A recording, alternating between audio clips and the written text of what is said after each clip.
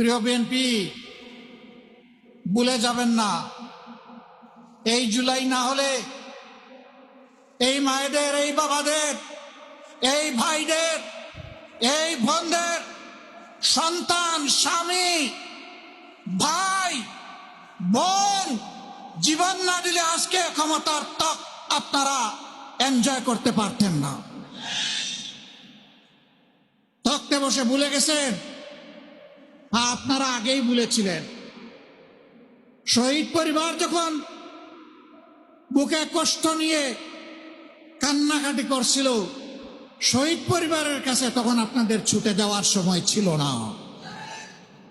আপনারা 5 আগস্টের পর 7 আগস্ট পার্টি অফিসের সামনে দাঁড়িয়ে বললেন, আমাদেরকে নির্বাচন দাও, আমরা ক্ষমতায় বসতে চাই। শহীদ পরিবারের দুঃখ আপনাদের অন্তরকে স্পর্শ করে নাই। আহত পঙ্গুদের নিয়ে আপনাদের কোনো কর্মসূচি ভাবনা জাতি দেখে নাই। আপনারা এই বিপ্লবের বেনিফিশিয়ারি, যারা বিদেশে ছিলেন স্বদেশে আসার সুযোগ পেয়েছেন। এই বিপ্লব না হলে আপনারা বোধহয় কল্পনাও করতেন না দেশে ফিরে আসা। আমার সম্মানিত জেলের সহকর্মী, পার্টনার আল্লামা মামুনুল হক বলেছেন, বিএনপির শীর্ষ নেতারা জেলে ছিলেন, একসাথেই ছিলাম। তারা হতাশা ব্যক্ত করে বলতেন, 41-এর আগে হাসিনা এবং আওয়ামী লীগকে ক্ষমতা থেকে সরানো সম্ভব নয়। 24-এর অভ্যুত্থানের পরে 8 তারিখ যখন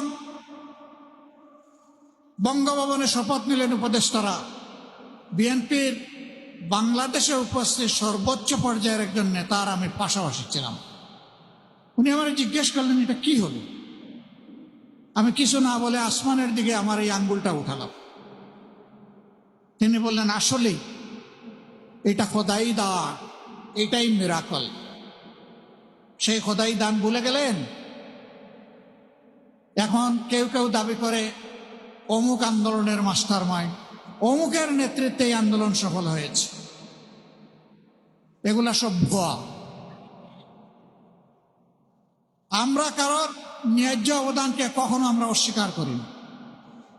আন্দোলন আমরা সবাই করেছি, কিন্তু আমরা তীরে ভিড়তে পারি নাই।